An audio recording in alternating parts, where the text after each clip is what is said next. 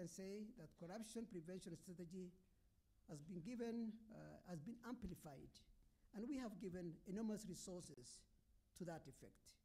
We will continue to add even more resources, and I thank very much the government, the National Treasury, and also our institution as EACC that has given a lot of resources to this institution because we want to do prevention.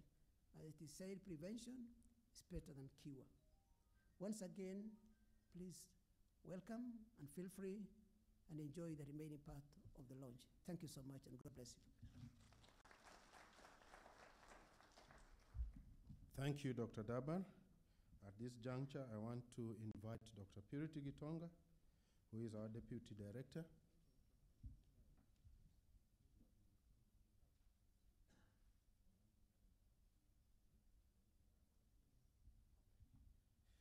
I have a slight change in the program. I would like to invite our Deputy CEO, Technical Services, Mr. Michael Mubea, to take us through the objectives. And then Dr. Gitonga will join us to make a presentation on the Academy. Welcome, Mr. Mubea.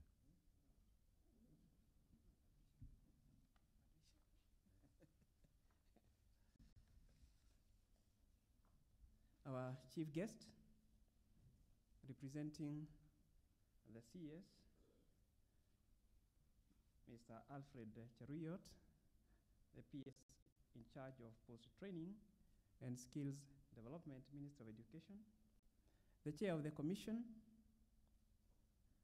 Bishop Eliud Abukala, the commissioners present from independent constitutional commissions. I see Commissioner Irene and maybe others present. Representatives from foreign missions. I see Mr. Emre, most welcome. The CEOs are present. I'm aware the CEO of Kenyan is around. We acknowledge you. The Deputy Solicitor General, Madam Agiba. Allow me to say all protocols observed. Good morning. Just a few minutes ago, I was trying to Google what is this thing called all protocols observed. And I was learning that is a term that is peculiar to Kenya, to South Africa, and Nigeria. And it means you know who you are. And I take it I've acknowledged you. All protocols observed. The religious sector is present, and I really wanted to say all protocols observed.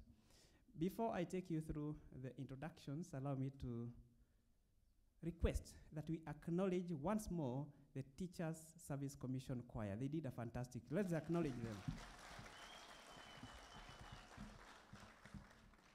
I think we'll be engaging them more. CEO and Chair, we should use them to record, these fantastic numbers. I will not assume that you know the mandate of the Commission, because many times when we are out there and we listen to people comment about the Commission, we realize people know very little about the Commission. So the mandate of the Commission is to fight corruption. But how do we fight corruption? There are several methods we do use. One is law enforcement. Law enforcement is what Kenyans know about, where we arrest people and take them to court. And Kenyans really want as many corrupt people arrested and arraigned in court. And we are not going to disappoint Kenyans. We will pursue with that area of law enforcement. And closely tied to law enforcement is also asset recovery. Aside from law enforcement, we do have preventive measures. They say prevention is better than cure. And as a commission, we have that mandate of engaging in preventive measures. This involves review of systems and issuing advisories to various institutions. The third mandate is public education and awareness creation. The other day, I think last month, Chair, you recall, we were being attacked because we launched a Bible study group. And Kenyans were saying, how can the Bible study fight corruption? You people go and arrest people. That's what we want you to do. Ignorant of the fact that this is a unique and specific mandate of the Commission to create public awareness in the whole country. So when you are launching a Bible study group, we are not saying we have stopped investigations, we have stopped arresting people. No, it's pursuing our mandate. We also do engage in promotion of standards and practices of integrity, ethics, and corruption. Today makes a great milestone in the history of the Commission in relation to one of the mandates that I've just given, which is education and training. When we were having tea waiting for our chief guest, I was talking to the bishop and we were saying, education is so important. When Kenya became independent, the leaders then emphasized on poverty eradication through education. Many of us are where we are because of education. So education is key in the fight against corruption. So we are gathered here today to launch the National Integrity Academy. To launch, allow me just to say, means to start or set in motion an activity or an enterprise. That is what we are doing today. It also refers to an event to celebrate or introduce something new. So today we are setting in motion the National Integrity Academy, which will engage in training and arming Kenyans on what is ethics and what is corruption. Why the launch? Maybe you're asking. One, we are launching this academy to inform Kenyans about the establishment of the National Integrity Academy as a training center on ethics, integrity, and anti-corruption matters. We will share with the members the objectives of setting up the academy and the expected benefits so that there can be ownership. We will also be presenting to you the curriculum that has so far been developed. And this launch is also to bring to you this information and also to recruit you as ambassadors into the fold and to drive the values embraced by the academy. What is our overall aim? The overall aim is to provide specialized anti-corruption, ethics, integrity, and good governance training to both the public and private sector institutions in the country for the prevention, reduction, and prosecution of corruption. The academy will focus a lot as well on in the private sector. Many times, it's only the public sector that is viewed as corruption, but I'll tell you, the private sector is a key player in corruption. It's envisioned that through the academy, we will influence citizens' change of mind and hearts and the desire for a clean society. The academy presents, therefore, an exciting opportunity to provide access to ethics, integrity, and anti-corruption education. It will give room for Kenyans to dialogue as to why corruption bedevils our nation and what needs to be done by each one of us. I know the representative from KICD said, sijui shetani anatoka wapi. Yeah, kuna kashetani mahali. But this academy will be the solution. We will be offering various courses which we have developed. And these include, 1, corruption prevention in supply chain management. Our research has shown that corruption in the country, to the extent of 46%, is through procurement process. And that is why we have developed a course that is targeted towards this area, supply chain management. The second one will be corruption prevention in public sector financial management. It is so important that there is such a course targeting managers in the financial sector, in the public sector. The third one will be ethics and integrity course for education managers. We were discussing why this should be so, because I'm sure all of you have seen teachers go on strike. You have seen even doctors go on strike.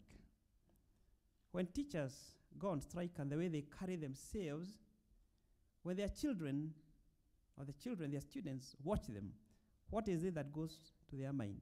Do they embrace ethics? Because even in demonstrations, you can demonstrate ethically, isn't it? And that is why we are targeting a course for education managers. We have the fourth one, which will be focusing on certified ethics and compliance course.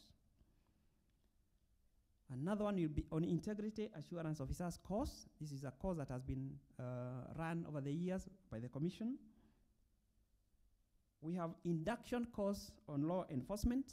This will be more of internal alongside other MAT agencies. We'll be targeting the law enforcement officers. And we have leadership and integrity for executive managers.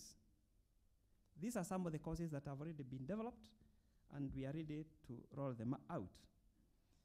The courses developed have adopted a competency-based approach, and the target audience is, of course, our staff, ourselves, and external staff, which means every one of us. In doing this, we have partnered with a number of institutions in developing the curriculum. There are many, but I'll just acknowledge a few. The Commission worked in partnership with the Kenya Institute of Curriculum Development, Technical and Vocational Education Training Authority, and I know the professor is around. We really acknowledge you. We also have the TVET, Curriculum Development Assessment and Certification Council, the Public Service Commission, Public Procurement and Disposal Authority, PPDA, Kenya Education Management Institute, KEMI, county governments, and public institutions. There are many that we worked hand in hand as we developed these courses or these programs, which we are ready to roll out. These, in a nutshell, are the objectives of the launch of the academy. At this point, I know the CEO and the chair will be saying slightly more, but allow me at this point to pause there and to thank you for coming, and to thank you as well, even for being so attentive as I gave out or spelled out the objectives of the launch. I will be, at this point, be inviting Dr. Gitonga to come very briefly, take us through some of these, I've addressed them, generally. You'll give us, in a nutshell, I think 15 minutes, not more than that. So, Dr. Gitonga, go ahead.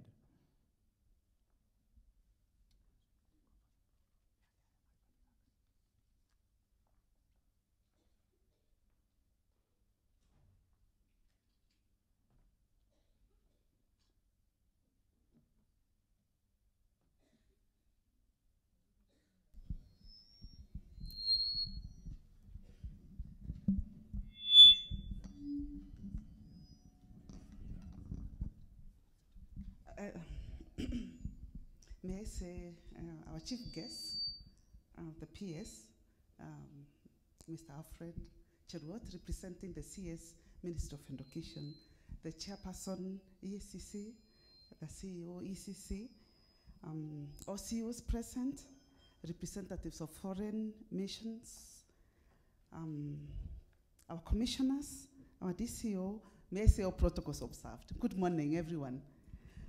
Yes, I'm doing a very humble job this morning. My name is Purity, to quickly take you through what it is that we've done in relation to the National Integrity Academy, and prepared slightly more. I hope I'll be able to manage it within the 15 minutes that have been granted. So it's the launch. I'll be very brief, and there's so much I can say within 15 minutes for work that has been done for many, many months. Briefly, I think that has been said. I'm trying to link what we have to say to the mandate of the Commission, that one of the mandate of the Commission is to educate the public and create awareness.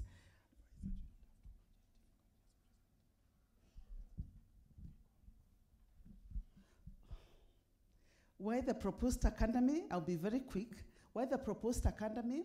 It's because law alone cannot change minds, cannot change hearts. We need education to change hearts. 2, it's a legal requirement, as was stated in Leadership and Integrity Act, Section 53, and of course the details to that.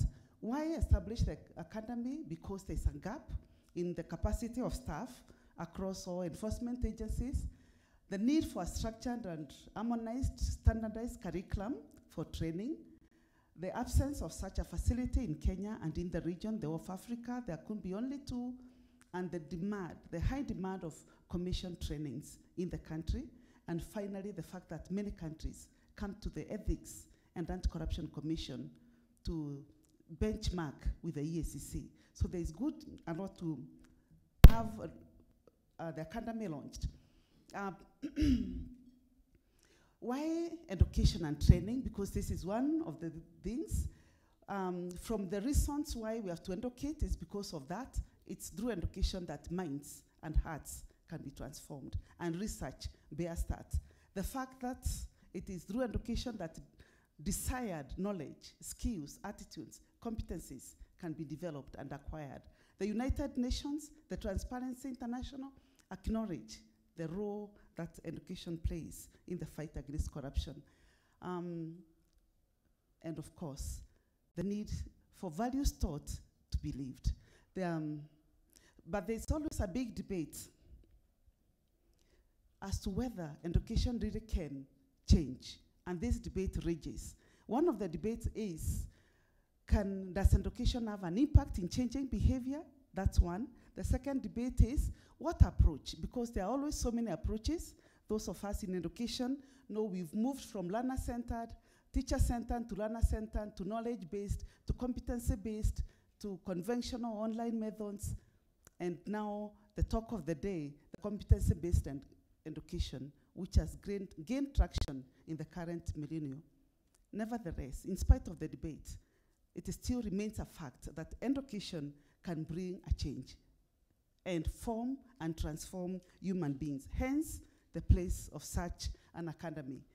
The target audience, this has been said, both internal and external participants. When we talk of external, it's from across the board, from all sectors. So the academy attends to all Kenyans. What progress been made? Sorry. What progress has been made in the establishment of this National Academy? So I'll take you briefly through the steps. 1, it's important to understand that we carried out a training needs assessment exercise, which established the gaps. 2, we undertook local benchmarking with training institutions in Kenya, and I've noted a number of them. We held a series of workshops to brainstorm on a number of things. We developed the assessment of the facilities to host this academy, the development of the competency-based curriculum. So a lot was put in place before today. Now, other than that, we also did the registration of the academy. That will be said later. We also did external benchmarking because it was necessary we establish from experts or those who have done it before us what lessons they have, and the validation workshop that was done just the other day. So that part of what was done. With regard to that has been said already. We didn't do it alone as EACC. We engaged a number of partners in the education sector. the Public Service Commission, and the county governments. That has been said. From the training needs assessment, I'll be quick. What was the purpose? Why did we undertake that? It was a key requirement that this must be done whenever you are doing curriculum development. So that had to be done to identify gaps in the provision of anti-corruption education programs, identify priority topics, because it was important to know what will be the content of this curriculum and the academy that the academy offer, what methods of delivery were most appropriate, and what would be the proposed courses, the duration. All these are considerations whenever you are doing a curriculum, and identify the expertise and the skills that are required in the implementation of these. So I think there's something that has gone wrong somewhere. From that, of course, there were recommendations that we picked from the training needs assessment, and it is these recommendations that we took into consideration when developing the curriculum. It's unfortunate I have to be very quick about this, but basically it was found that it is important that we engage a lot more than the few officers that we were engaging, and we expand our curriculum, and not just on the topics that we are handling. Benchmarking, areas of focus. What is it that we focused on as we went about doing the benchmarking? One was, first of all, what was the mandate of the institutions that we visited? What was the purpose of them setting up a training institute? What courses did they offer, and what duration did they take? What curriculum process, development process did they undertake? The structure, the setting up of faculty, the curriculum evaluation, the funding, the accreditation, the certification, the partnership, the policies, the challenges. So it was important that we find out from benchmarking visits all those issues. Now, I think from the findings, one is that very few, this is very important, that very few institutions that were visited really carried out ethics and governance and anti-corruption issues in any desirable detail. Some only had it as a topic among their other areas of discussion. The institutions visited offered a variety of programs depending on the gap that they were trying to address. Certification, very few gave certificates. That's very important to note. But we hope to address that, but that's not the main purpose of this academy. And the curriculum developed also depended on the institution that was running. Many did it on their own independently, going by the mandate that the institution had. Courses offered, it was established that short, long-term, and also academic courses were offered in those institutions. Of course, induction courses.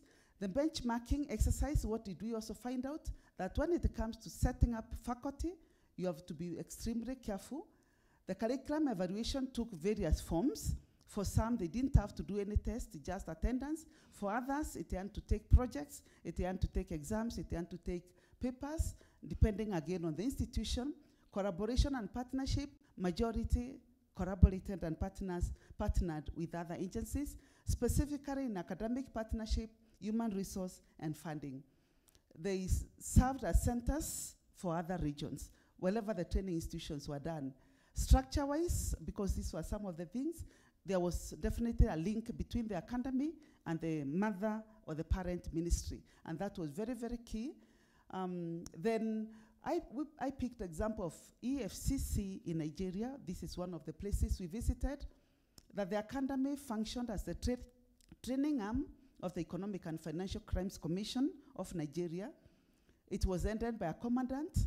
It had 77 members of staff. And this showed the seriousness of such an academy, that the programs were mainly for the cadets, again because of the nature that EFCC was trying to address.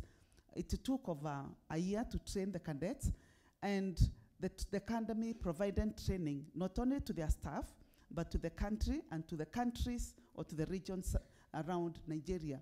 And all the directorates of the commission were represented in that academy. I just picked EFCC as one of the examples. We visited a few other countries and we learned great lessons. Curriculum development process. As we make this presentation today, it's important to address that, to acknowledge that It is a process. It is a process. Yes. Okay. What courses, just to mention, with those 7 courses that have been mentioned and the duration of each of those courses. But these are just some of a few others will be coming soon. They're on the offering in the soon to come. Uniqueness of these courses, one is that they focus on ethics, on integrity, and anti-corruption, and good governance. So it's not on everything. That's the main area of focus. The fact that we are training professionals, but we are not training them on their area of specialization. We are training them on how to mainstream, how to infuse ethics and integrity into their day-to-day practices and in their profession. The fact that it's competency-based curriculum, I've mentioned a little about that. Specifically that it's geared towards individual development of ethical competencies, where an individual as an officer is able to sit and make moral judgments, make moral decisions, solve problems from an informed moral perspective without having necessarily to do it because the rules have said, but because they believe it is the right thing to do. Why is it unique? Of course, there will be the theoretical framework that it will offer to appreciate concepts and precepts, because it's from that the skills and the competencies are derived. And the fact that courses are informed by the prevailing needs in the society and the challenges. We look at also the research done by EACC that pointed corruption is one of the major issues the society would want addressed. So that has been taken care of. Now, a little about competency-based, I'll just make a statement about that. Why competency-based education or curriculum? It is because the emphasis is on the doing, the application, the competencies, and not just acquisition of knowledge for the sake of it. It must be applied. I'll just skip that. So the focus is knowledge or skills, and the point here is it's a balance of the two. We need knowledge, the theories, the precepts. We need competencies, because we cannot demonstrate skills unless we know the context and the content. And so knowledge and skills are inseparable, and therefore we need the two. The courses, supply chain is one of the courses that was said, and note the title we've given to that course, corruption prevention in supply chain management. And in this, we are going to have 2 modules, and from the 2 modules, we are going to have a number of learning outcomes. And therefore, the question is, what learning outcomes do we want our participants to achieve after going the 2 weeks corruption prevention in supply chain management?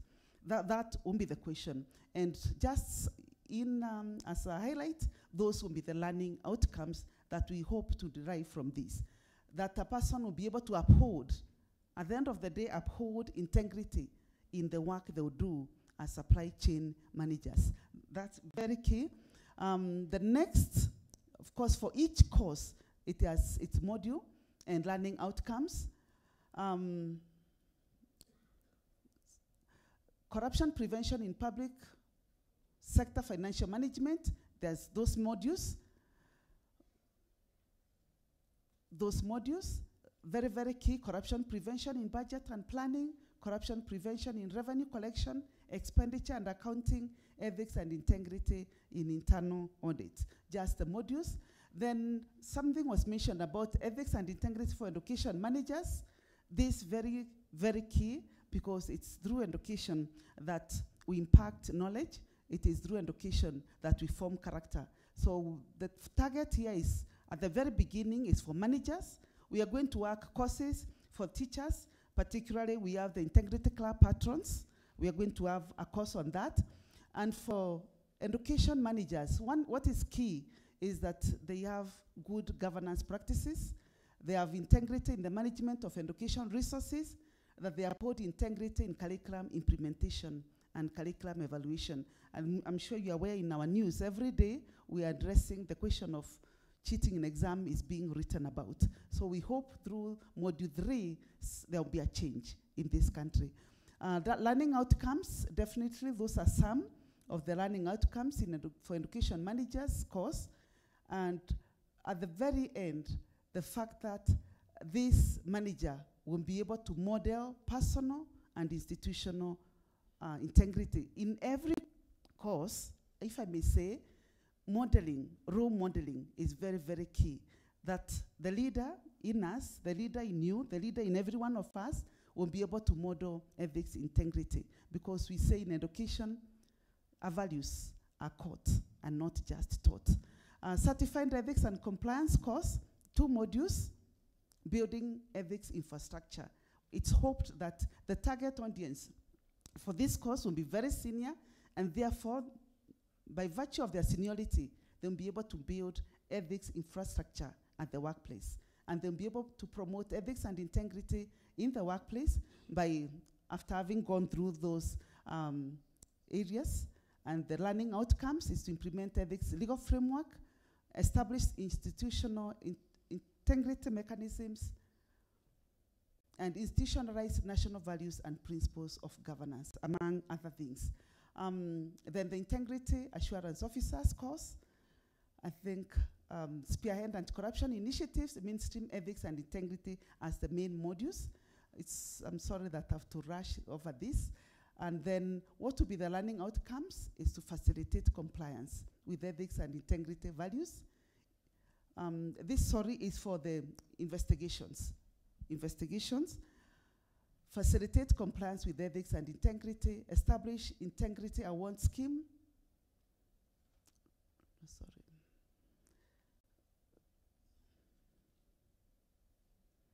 In an effort to finish quickly, I think I've mixed up the two. Yes, I wanted to emphasis on providing ethical modeling. That is one theme that's running across all the courses, ability to provide ethical role modeling. And the learning outcome is implement integrity framework, manage unethical and corruption risks, and experience sharing, because we are saying these courses, it's not just a classroom setting where you just stand and teach. One key aspect of these courses is where the participants will share the experiences. And we invite also experts who will come and share the experiences, what it has been to be a leader, what it means to have been in charge of something. So it will be through experience sharing. And finally, we have induction course for EACC law enforcement officers. We'll have 2 modules: investigate corruption and ethical breaches, recover corruptly acquired assets. And from this, we have learning outcomes: determine investigation scope, correlate investigation evidence, submit investigation report, trace corruptly acquired assets, and prosecute corruption cases. That outcomes for module 2, for module 2,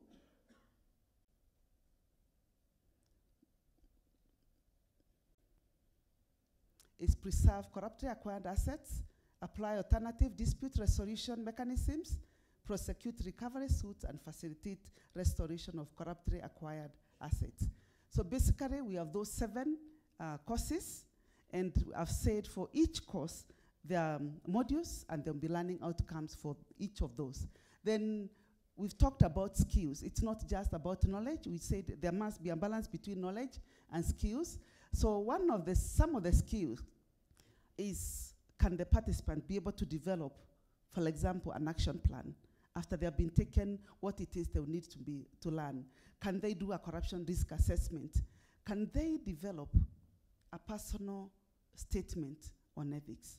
Because we're saying we are moving from teaching values also to living values, where every participant will be expected to make a personal statement on ethics and live by that. So there'll be a certain set of skills. These are just skills across the courses. So there'll be a number of skills where we expect the participants to learn.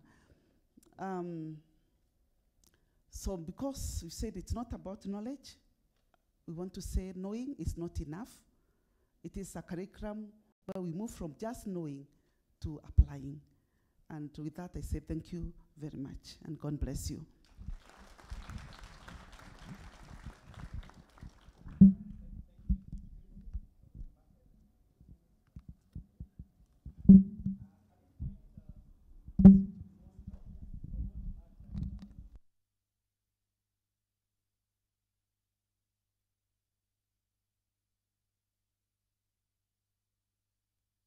Rose Mugoi, and of course the chair of Prevention Committee, Dr. Dabar Malim. And we really appreciate all of you for the wisdom. At this point, I want to invite a few people to make very brief comments. We have somebody from the Council of Governors, Rosemary Jaramba. Yeah? 2 minutes? Good. After that, I'll be calling on the Deputy Solicitor General also to give some remarks.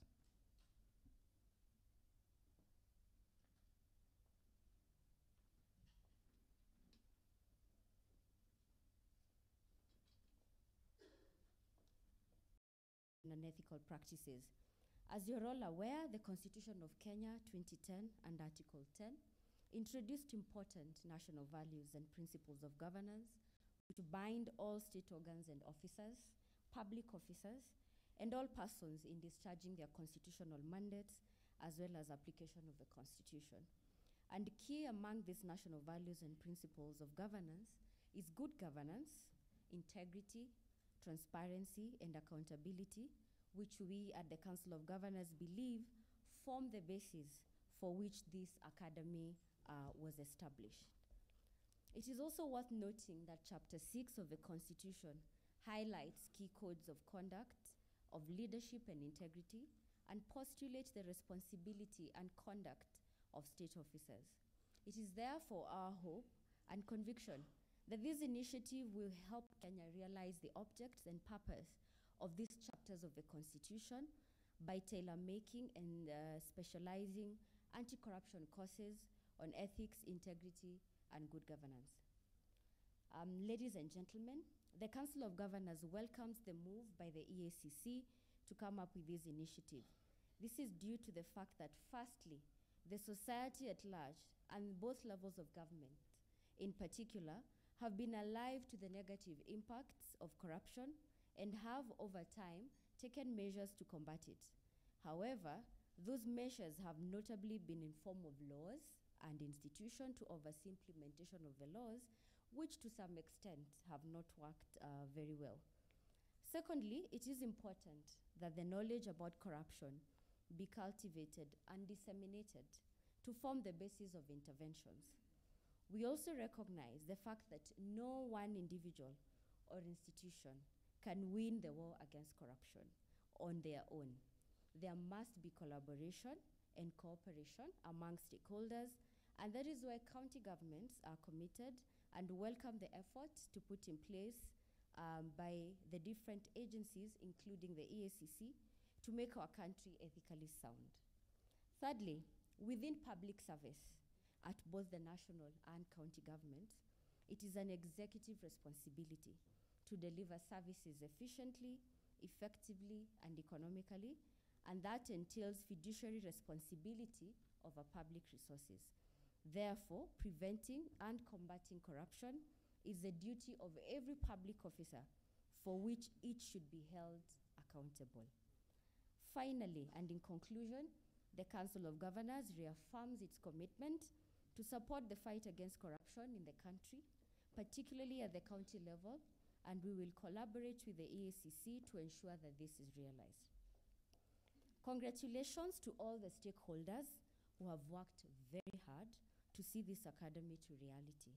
We applaud you and wish you very well as you begin this journey to entrench ethics and integrity in this country. So God bless you and have an amazing week ahead. Thank you. Thank you, Rosemary. At this point, I invite the Deputy Solicitor General.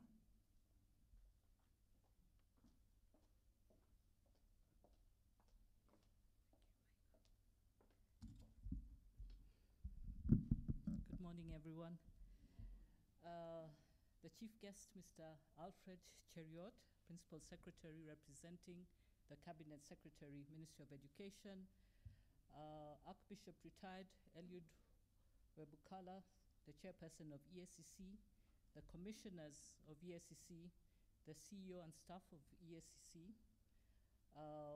representatives of diplomatic missions here, representatives of government ministries, departments, and agencies here, distinguished guests, and to borrow from Michael Mubea, all protocols observed.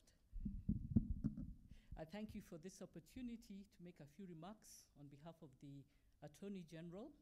Let me begin by conveying his warm greetings to the Chair, Commissioners, CEO, and staff of EACC on this auspicious occasion of the launch of the National Integrity Academy, and to convey his sincere apologies for not being able to be here today due to exigencies of duty. Let me also commend the Chair, Commissioners, and the staff of the EACC for their tireless efforts in steering the work of the EACC. As a critical actor in the fight against corruption, the EACC has been entrusted with a very daunting task. I think we'll all agree with that. And this is one which they have not shied away from. We note with interest the objectives of the National Integrity Academy, as has been expounded to us by the Deputy CEO and also by Dr. Purity Gitonga. These are indeed commendable objectives, and they demonstrate the commitment by EACC to achieving its mandate of raising public awareness and educating the public on ethical issues, and also of enlisting public support in combating corruption through promoting integrity and ethics. We are particularly interested to note that the development of the curriculum has been a very consultative one.